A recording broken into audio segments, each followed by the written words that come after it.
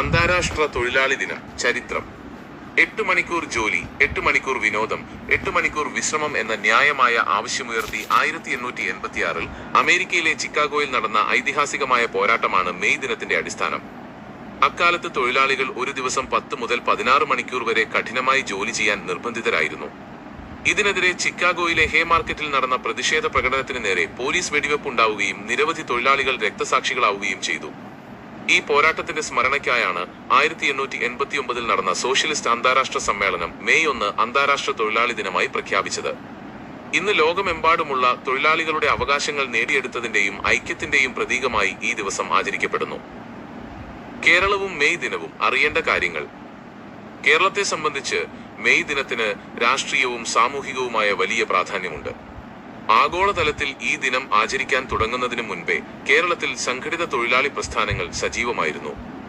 കേരളവുമായി ബന്ധപ്പെട്ട ചില പ്രധാന കാര്യങ്ങൾ താഴെ പറയുന്നവയാണ്. ഇന്ത്യയിലെ ആദ്യ മെയ് ദിനം.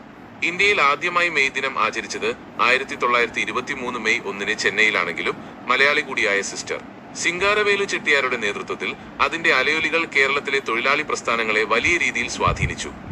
തൊഴിലാളി വർഗത്തിന്റെ കരുത്ത്, കേരളത്തിലെ കയർ, കശുവണ്ടി, തോട്ടം മേഖലകളിലെ തൊഴിലാളികളുടെ ഉയർത്തെഴുന്നേൽപ്പും പുന്നപ്ര വയലാർ അടക്കമുള്ള സമരങ്ങളും കേരളത്തിന്റെ രാഷ്ട്രീയ ഭൂപടം മാറ്റിവരയ്ക്കുന്നതിൽ പ്രധാന പങ്കുവഹിച്ചു. നിയമപരമായ അവകാശങ്ങൾ. തൊഴിലാളികൾക്ക് കുറഞ്ഞ വേതനം, പെൻഷൻ, ജോലിസ്ഥലത്തെ സുരക്ഷ എന്നിവ ഉറപ്പാക്കുന്നതിൽ കേരളം ഇന്ത്യയിലെ മറ്റ് സംസ്ഥാനങ്ങൾക്ക് മാതൃകയാണ്. 1957 ആദ്യ EMS സർക്കാരിന്റെ കാലം മുതൽ തൊഴിലാളി പക്ഷത്തു നിന്നുള്ള നിയമനിർമ്മാണങ്ങൾ കേരളത്തിൽ ശക്തമായിരുന്നു. അവധി ദിനം. ഇന്ത്യയിൽ മെയ് ദിനം ആദ്യമായി പൊതു അവധി ദിനമായി പ്രഖ്യാപിച്ച സംസ്ഥാനങ്ങളിലൊന്നാണ് കേരളം. ചുരുക്കത്തിൽ, ചിക്കാഗോയിലെ തെരുവുകളിൽ ചിന്തിയ രക്തം ലോകമെമ്പാടുമുള്ള തൊഴിലാളികൾക്ക് ആവേശം നൽകിയപ്പോൾ ആ പോരാട്ട വീര്യം ഏറ്റുവാങ്ങി സ്വന്തം മണ്ണിൽ വിപ്ലവകരമായ മാറ്റങ്ങൾ കൊണ്ടുവന്ന ചരിത്രമാണ്